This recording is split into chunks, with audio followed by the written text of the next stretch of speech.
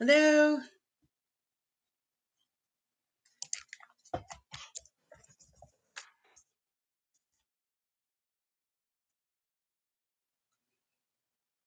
Okay, so I know you guys can hear me, even though I just see your chat. Anyway, welcome to Localize's live chat. Hey, Danny. For some of you, this is probably the first time seeing me because I try not to get in front of the camera, if at all possible. But I am here. I will be here for the next hour. So if you guys have any questions, feel free to ask. I say ask, but that does mean type. Keep in mind there's also a 2 to 3 second delay. Hey, Paul. Hi, Yuna.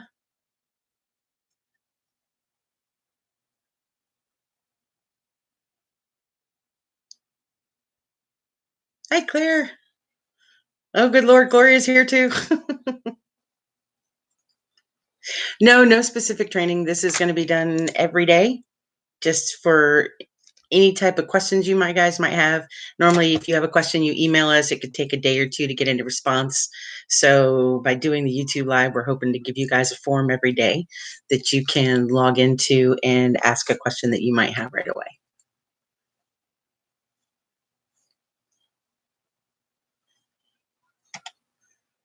Hi, Sarah, and sure, go on, Diana.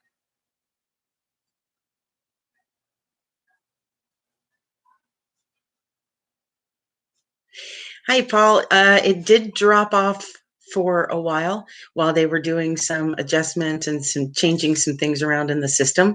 But you should notice this week that it goes up quite a bit. I've actually noticed in English template, it's gone up quite a bit. I've actually gotten jobs off SAS pretty quickly, which I used to never be able to do. And Diana, yes, that is a very common issue with cartoons. I do a lot of those myself. You do not have to time to the shot changes in the cartoons. If it's not an actual shot change, you can go over it. Try to time it as best as possible as you can to the actual shot changes.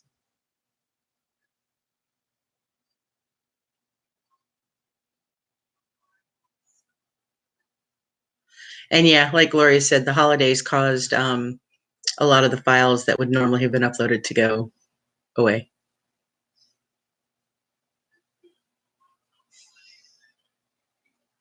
You're welcome, Paul. And yeah, I was kind of shocked. All of a sudden, I was getting stuff on SAS again, and I haven't seen anything on SAS in forever.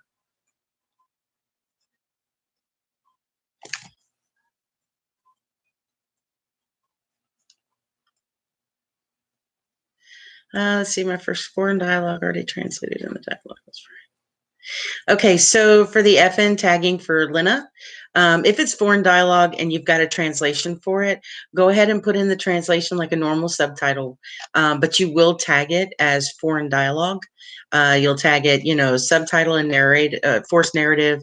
You'll type it as Spanish or whatever narration, English, whatever it is, whatever language you think it is. And then you will tag it as foreign language. And we have to do that because sometimes in the dubbing files, there's instructions that for certain languages not to dub and leave the original. So the subtitles are definitely key.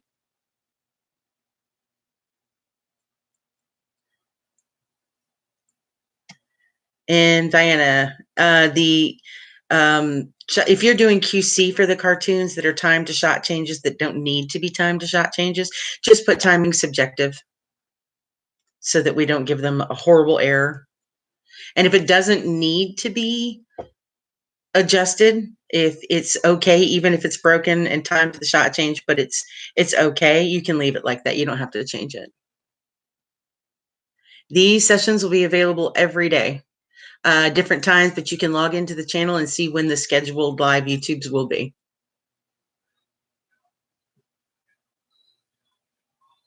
Yep. This video will stay as a video available on the channel once this conversation is done for the hour. So every day's daily video will be available to watch at any time.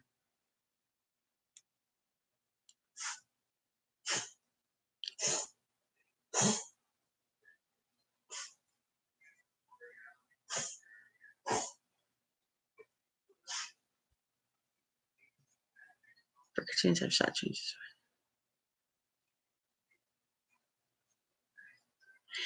Danny, no, in cartoons, that's one of the only things you don't have to stay strict to the shot changes because the shot changes are often wrong. Sometimes if in cartoons there's someone flying across with a kick, I've done way too many Japanimations. If there's someone flying across the stream with a foot going towards someone's face, you will have like 5 shot changes in a row, even though it's not technically a shot change. Same thing, but they do a pan and scan on a cartoon where they scan from one side to the other. It's not technically a shot change, but they mark it as such. So yes, with cartoons, you can ignore the shot changes that are there and just try to time it as appropriately as possible to what shot changes there really are. Let's see. Should I classify these? All right, Diana, I'm trying to keep up with your question here.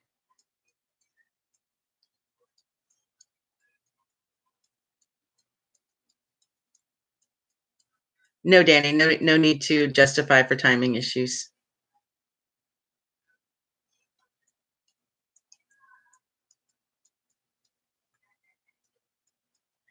Diana, if you're doing QC on cartoons, if you're adjusting the timing, I don't understand the question mark instead of endpoint. You mean a question mark instead of a period? If that's true, that's translation, spelling, grammar, punctuation, which is SGP. So if you're putting in an error code for text change, you can type in SGP and it'll pop up the error code to use. And then when is writing different from audio? Okay, if you change something from feed to feeding, if mishear is an option, use mishear. If it's not an option, do translation objective.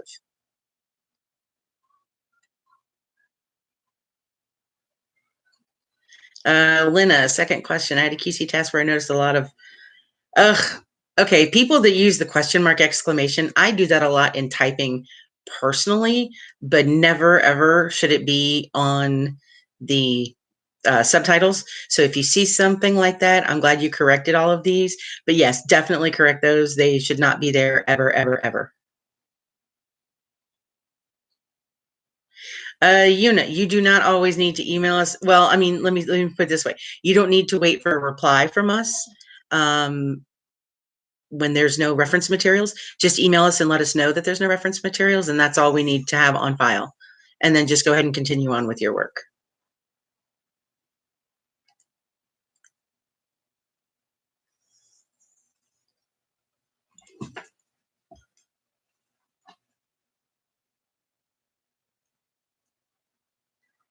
Oof, all of a sudden all the questions went quiet.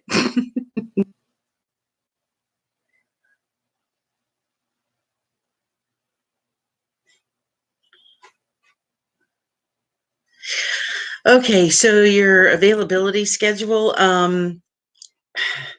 we're working, and it's going to be a couple of months before it's complete, but we are working on an individual portal for each localizer that they can go in and put in their own availability schedule, whether they want to work nights only, weekends and nights, whatever it is, just to give us a closer idea of when you're available to work. And that's going to be in the next few months. It's just something we're working on right now. As far as availability, if there's going to be 2 or 3 weeks that you're off, emailing us is still the best way to do it. Make sure you email Riley, make sure you email Gloria. As long as you email those two, you're definitely going to be, we'll know that you're on vacation. It doesn't always stick in our heads for long periods of time because we do so many emails with job assignments and such. But as long as we've gotten that email notification, we can put that in the system, and then we'll have that information at least for reference for us.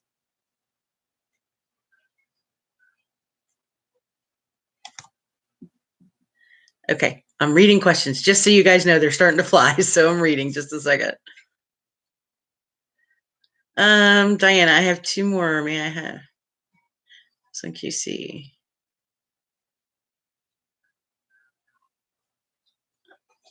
Okay, I'm not sure quite. I quite understand your question, Diana.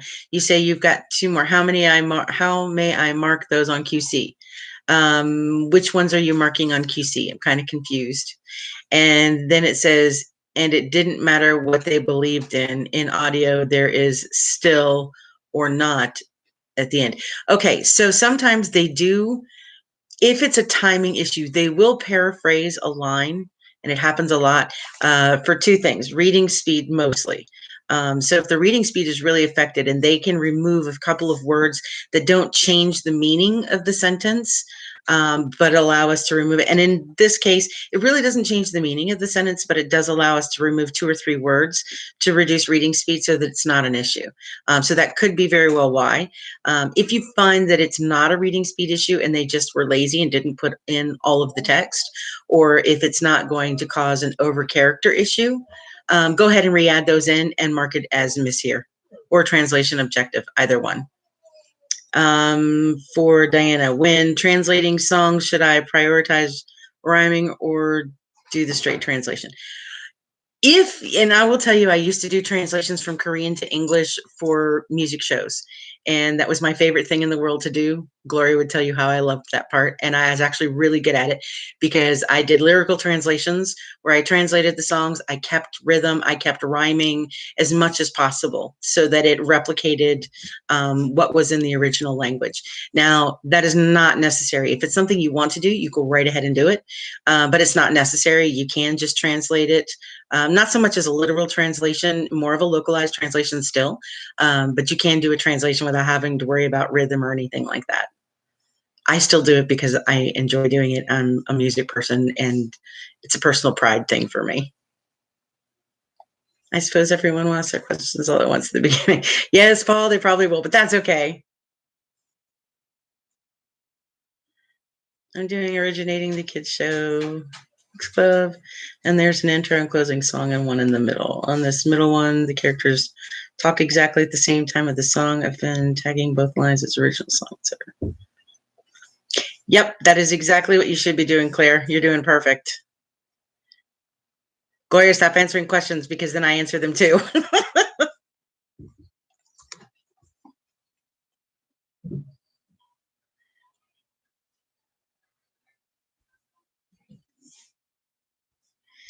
All right, so I think Gloria is getting most of Una's questions.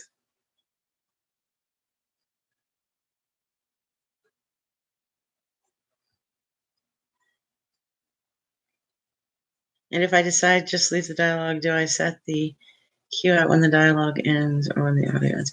Okay, so now Gloria says, oops.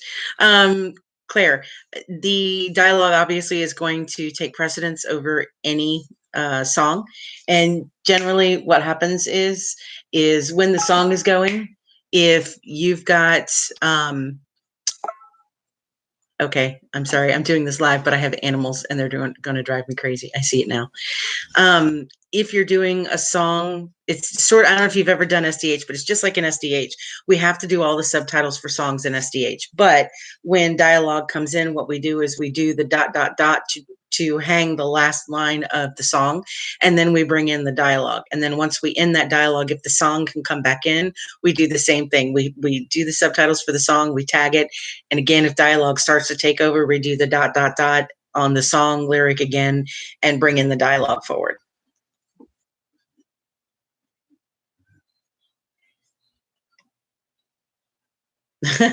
Okay, Paul, thank you. You're welcome, Diana. And Claire, I hope that answered your question.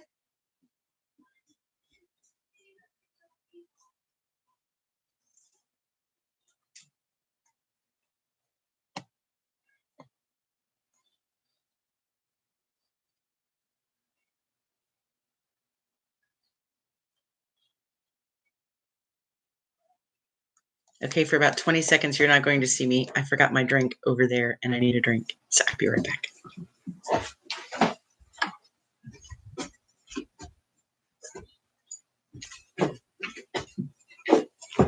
And ignore the open wall switch over here. We're repainting the room. So all the wall switch plates are off.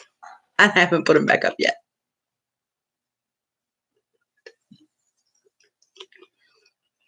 All the questions have stopped again.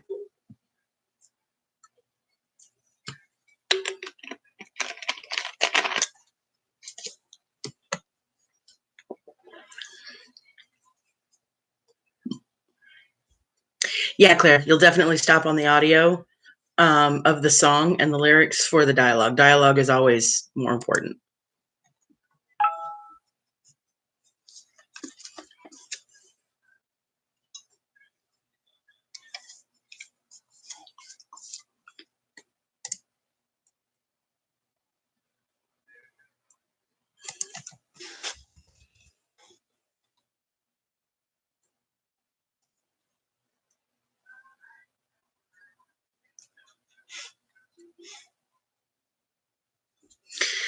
Okay, so I'm actually putting a couple of, in the knowledge base, I'm actually doing a few kind of tip-based articles. Um, a couple of them involve audio. So one of the reasons that I love hiring transcriptionists for English template creation, especially specifically for these type of files, is because we've been doing transcription for a very long time. I did it for years.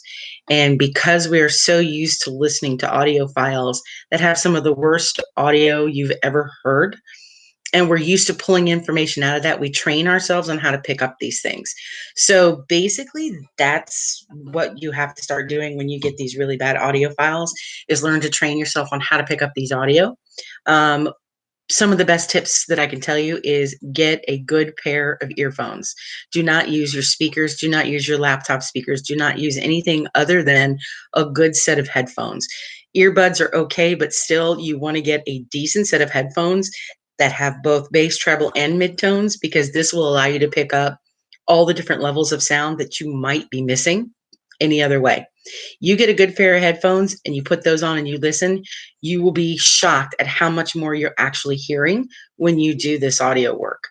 It's like the first rule I tell anybody that's doing any type of subtitling or transcription work: get a decent pair of headphones. You can go a little more on the expensive side and get the Bose noise canceling headphones. Those work exceptionally well. You can get a pair of Beats headphones, whether you can get the Dr. Dre regular studios 1, 2s, or 3s. If you want to spend the money, I suggest getting the mixers, because it actually has a fourth set of speakers inside the headset that makes it even a little bit better of an audio. But you can get inexpensive generic brand headphones, as long as it lists that it has midtones, low tones, and high tones. So that's my first and biggest comment on how you can pull all that audio out. You're welcome, Paul. And I'm glad he seconded the comment, because it is very, very true. I guarantee you, once you do it, you will never know why you didn't to begin with. Actually, I'll show you mine real quick here.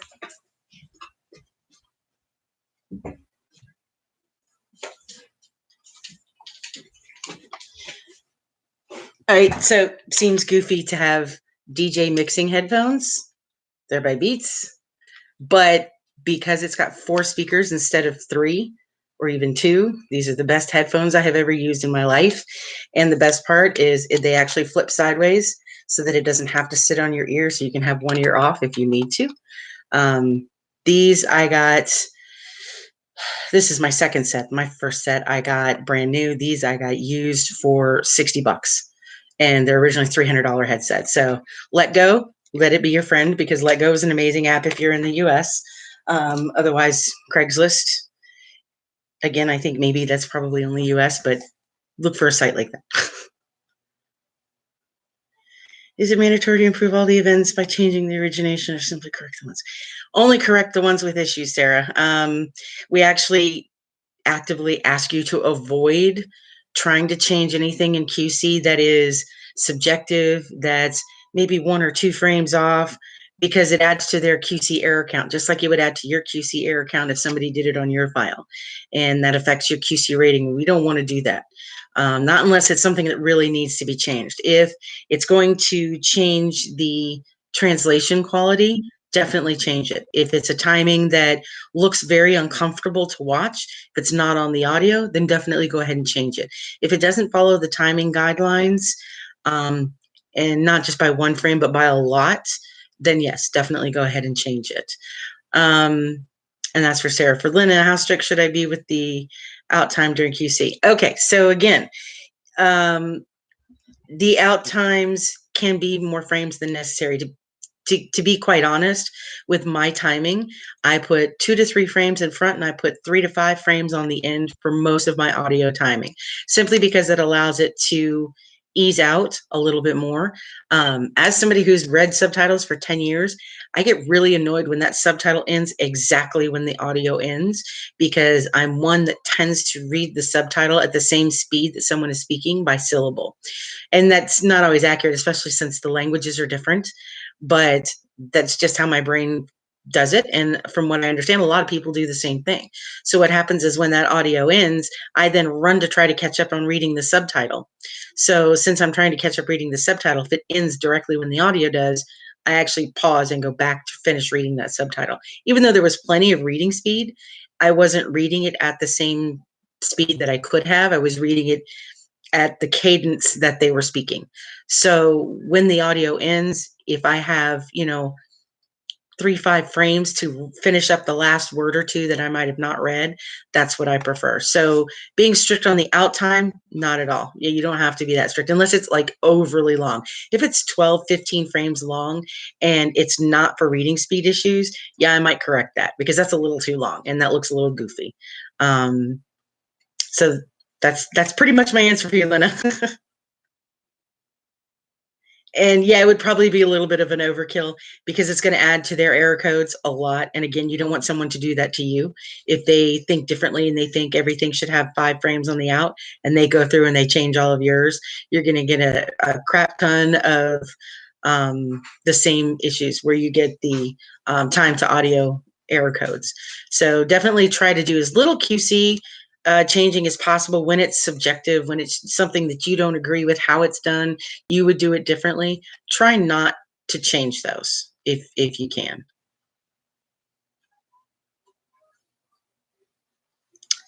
Originators don't need to worry about red unless it's listed. Claire, if you mean read by reading speed issues, yes, it does make QC work easier, Lena. Claire, if you're talking about red as far as reading speed issues, we do have the benefit of not having to be as strict with English template in reading speed as translators do, because it's going to be adjusted regardless. Shot change timing, very, very, very important. We have to make sure we do that correctly. And then from there, we pretty much time it to the audio. I may add some to the back end for reading speed purposes if I can. But honestly, I don't worry too much about reading speed as long as it's warnings and not errors. Errors, I will try to go to adjust as much as possible. But reading speed warnings, I don't even look at, to be honest, when I'm doing English template creation. As long as I've got it timed correctly to shot changes and I've got it timed to audio, I don't worry about the rest. Sorry, I have a kid that's attacking cords. Excuse me. Any other questions or any that I might have missed in the spammage of questions there while I was talking? Responding to clearness.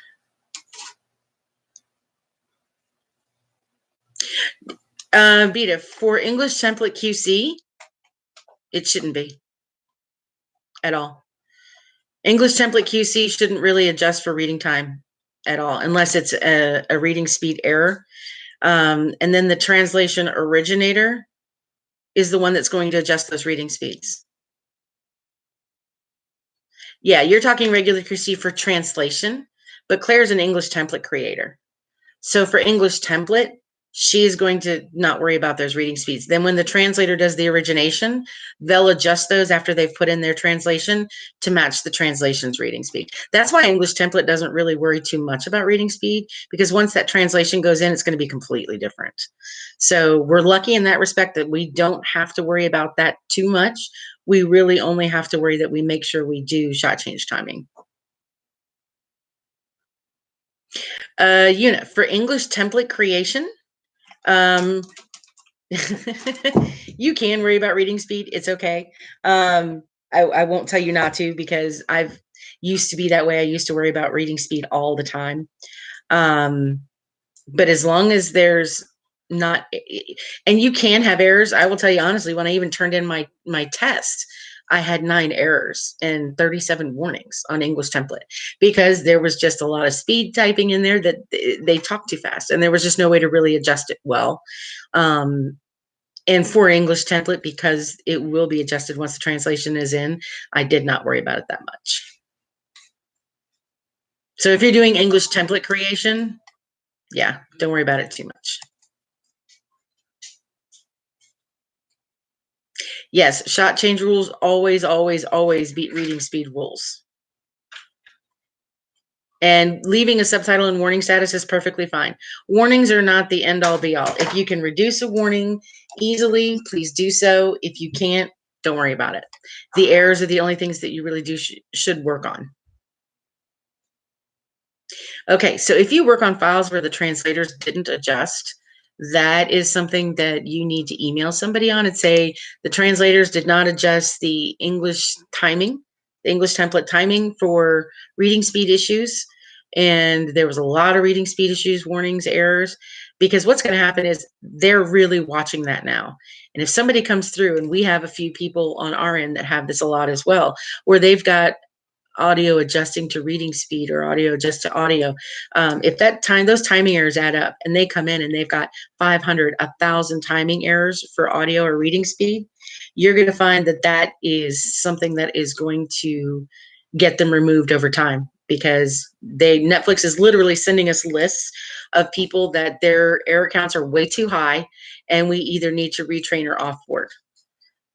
So they're very, very closely watching some of these things for those that have humongous, seriously huge numbers. And I'm not talking for those of you that get your monthly QC report and see that you're in 60s or 70s. I'm talking for the ones that are in like -10. These are the ones that they're paying attention to, and they know that they get a hold of us every month and say, hey, this person, you either need to retrain so that their numbers improve, or you need to offboard them. So this is going with every vendor, not just us. So the more that we do adjust those people that are doing this and make note by sending feedback to Netflix on this, they will slowly but surely get removed or retrained, one of the two.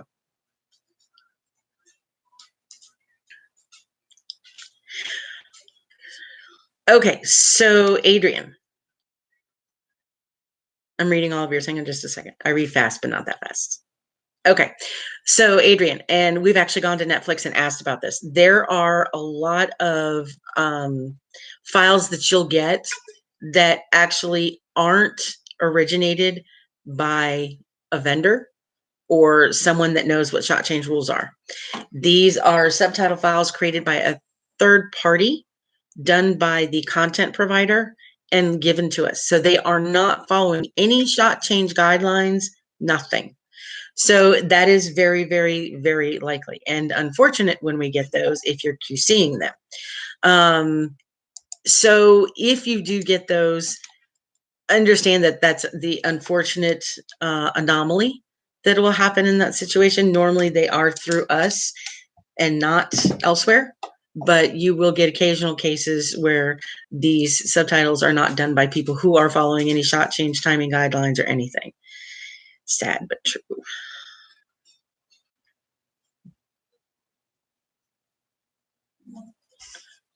Yes, Claire, you can delete an unnecessary English word if it's removing it from a reading speed error to a warning.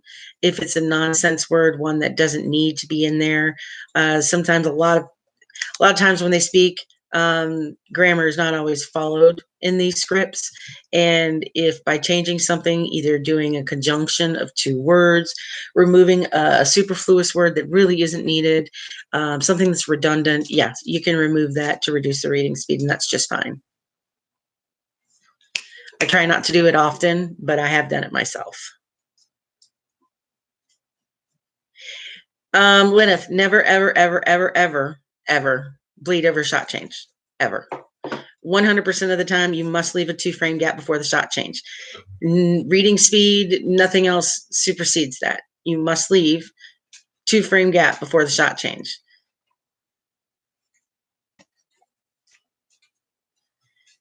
If your reading speed is high because you have to stop before the shot change, do that. If there's no audio immediately after the shot change, like there isn't another subtitle for, 12, 15 frames, you can extend your subtitle to the 8th or 9th frame after the shot change. Get out of that red zone of 7 frames before and after.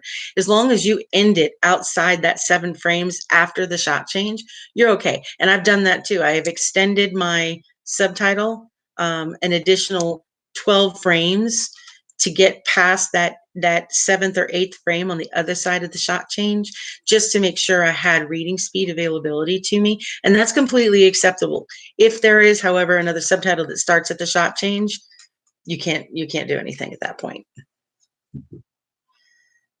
Next time animals are going outside the room, the door is getting closed.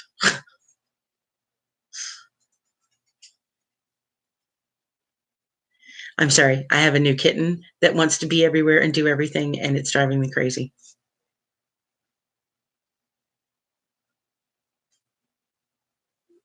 Okay, so for those that stop before the shot change and then they're too small, you have to extend those to the 8th frame past the shot change. Or you can combine it with a subtitle that is before or after it. I do combining more than anything at all. And I'll combine one. I'll go over the shot change to combine it with another, as long as it doesn't go over the 2-line maximum. Sometimes I'll combine with one and split another that I can split in between 2 shot changes, like 20, 30 frames in between, and not cause any type of shot change issues. So just look at how your subtitles are arranged. You do not have to follow the same subtitle configuration as the English template. If it works better for you to split 2 subtitles and merge parts of them together to 1, follow shot change rules, and 2, make sure your reading speed is functional, do it.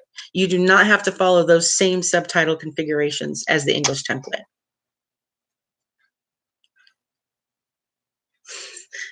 I like it too, Lena. Oh my God, the kitty was just climbing up my leg a minute ago and I threw her down. I think she ran out that way. Don't worry, she'll be back within 5 minutes because she can't stay away from like attacking me. I have so many little tiny, oh, there she is. Kitty, kitty, Benji. Oh, now she's going to hop up and kill the TV cord.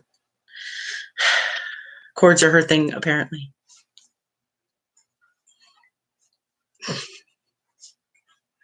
So did I miss any questions? Did I get them all? Does anybody have, oh, wait, Rad, as I said that, I've always been told timing to audio supersedes timing guidelines, meaning if I start a subtitle. As long as you worry about the red zone, not the 8 to 12th frame, green, whatever zone that Netflix has on the, as long as you worry about the red zone, 7 frames before and 7 frames after, that supersedes timing to audio by far, which is why they have the guidelines that state if the audio begins in this 7 frames and this 7 frames, start your subtitle here. They are telling you not to time it to the audio in the red frame specifically. So that is the only thing I train on, is if that audio starts in the 7th or 6th frame, yeah, just the 7 before and the 7 after. That is the only thing that I worry about, is the red zone. And hold on just a second. Whoop.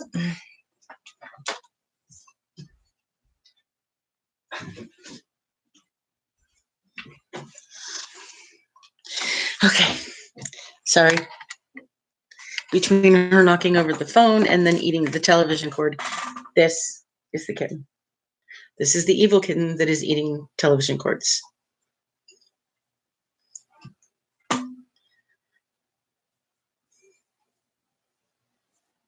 No other questions? At least this second? We had 11 people come on. That's pretty cool. I wasn't sure how many people would show up for the first one.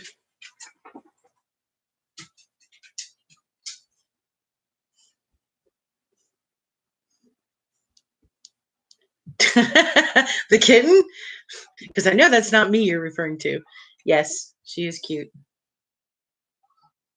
She is adorable. This is why I brought her home. But she's evil and never sleeps. And kittens are supposed to sleep 18 hours a day. I think she sleeps too. Yes, it's a calico. My very first cat, actually, when I was 8, was a calico. And she lived to be 22 years old and died when I was 29 years old. And it was honestly devastating because she had grown up with me. And so I'm going to be 50 this year. So it's been a long time. But when we visited my husband's family in Ohio for Christmas, it's the YouTube police. I don't know who did that. That's kind of funny. But when we went home for Christmas, their cat had kittens, and I brought this one home with me because it reminded me so much of mine from when I was a kid. I don't know who or what that is, but it's kind of funny. I got to admit, it's kind of funny. The YouTube police.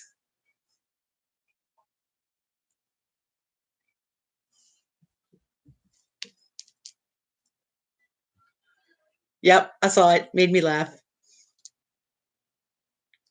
I'm not sure who or what it is, but it did make me laugh.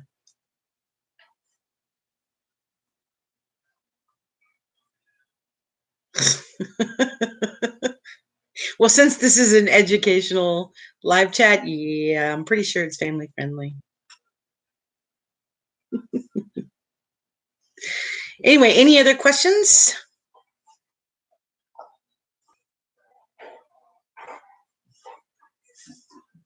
Hi, Linda. Does who know what, Beta?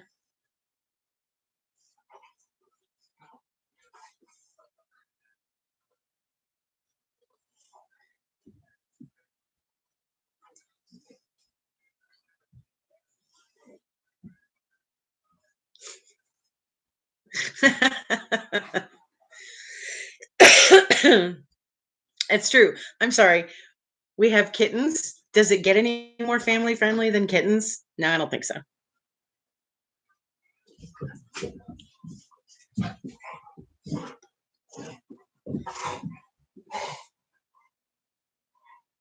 Actually, the QC reports don't technically have mistakes as far as Netflix is concerned.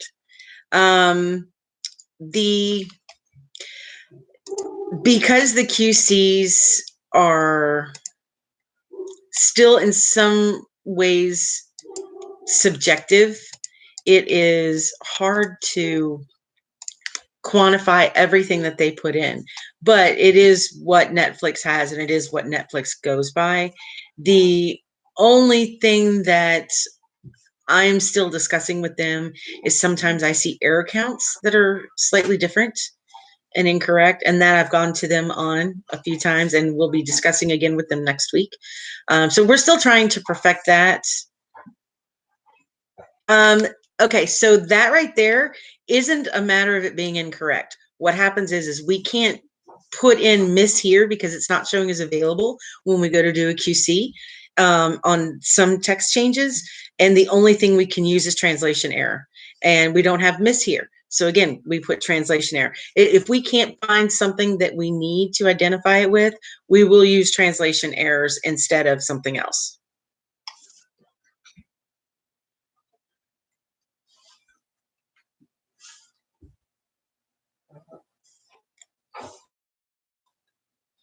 Any tips? For QC tax, actually not really. Just I do usually 2 passes. First pass, all I do is check timing, and I usually do it at double speed just to make sure shot changes are done, and I look at the audio line and I make sure that timing fairly follows the rules as far as shot change, that it's not way overextended or it doesn't start way after the audio. You can see that and do it in double speed. And then the second pass is where I check the actual text and reading speed.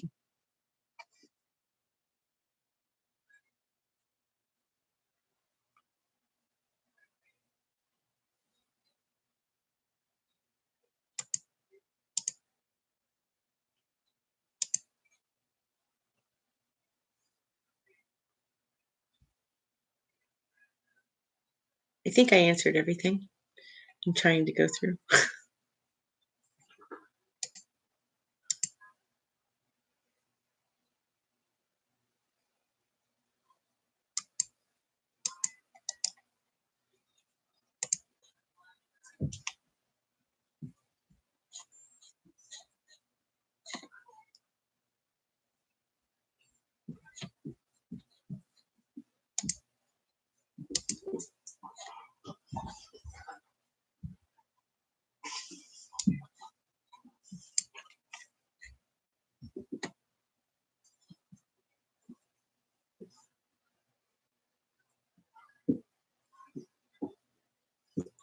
Yes, you can still schedule those. If you go to the schedule page, you will see those there and you can schedule them there. Okay, so I need to turn on the light. Hang on a second. This is way dark.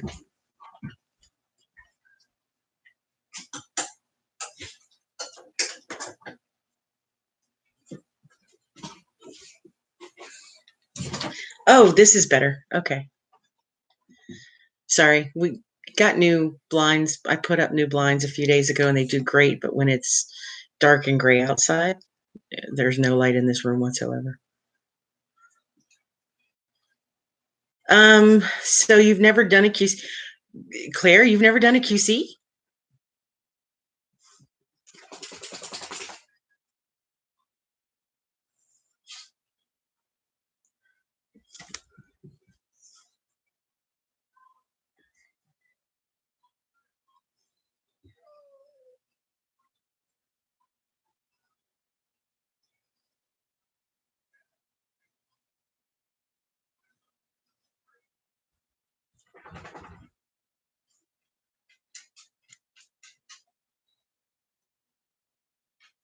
Okay, Yolanda, yeah, definitely email me if you have any questions.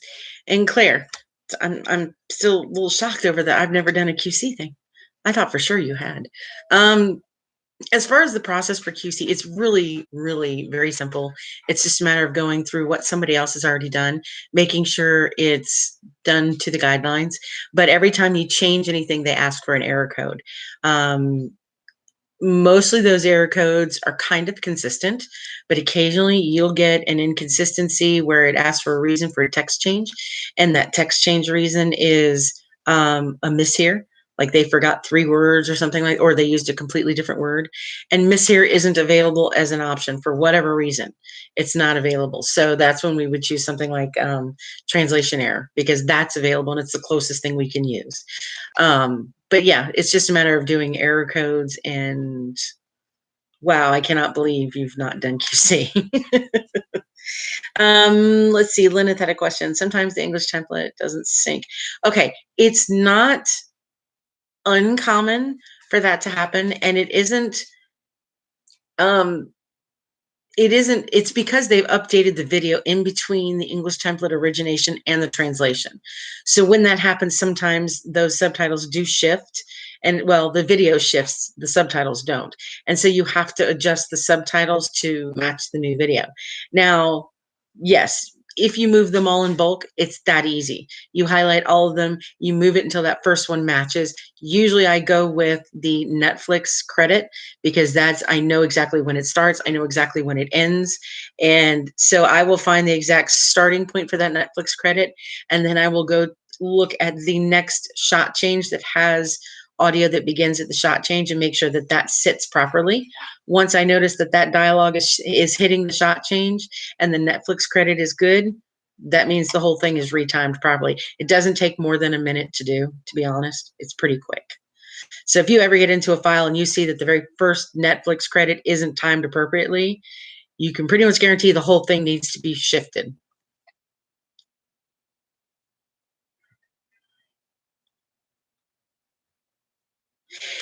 Okay, so Beta, it isn't, well, it's kind of a glitch.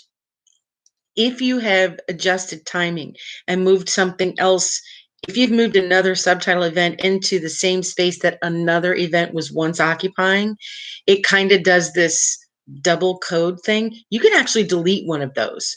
If you go look, you will see a small X in one of those 2 boxes that's duplicate, and remove one of them and get rid of it. And oddly enough, I did not realize that for at least 2 months. And then I realized one day I could delete it, and I got all happy, because I hate mess. I'm OCD and I hate it being all messy and I can't keep it in order. So being able to delete those second instances was a lifesaver for my sanity. You're welcome. Any other questions?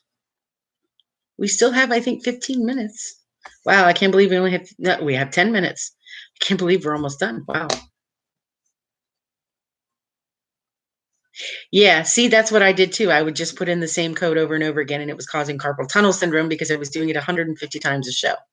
So, yes, you can delete that extra box, and then you don't have to worry about it, and it's all taken care of.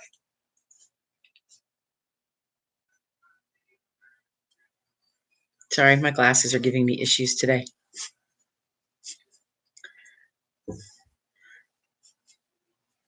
You laugh, but I'm serious. I was getting carpal tunnel syndrome bad.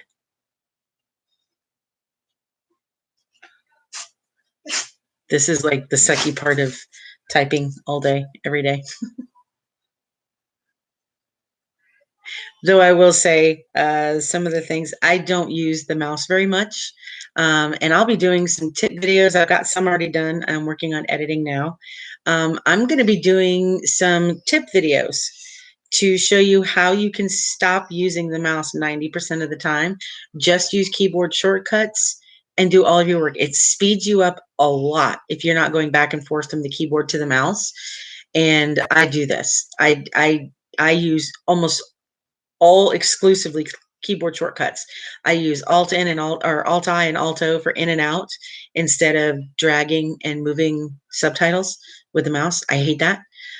So I use my keyboard shortcuts. I use my keyboard shortcuts to jump back a second and to continue playing a file. I use keyboard shortcuts for delete, undelete, redo, undo. I use my keyboard shortcuts for everything. So I'm going to do some tip videos that show you which keyboard shortcuts are like the gold.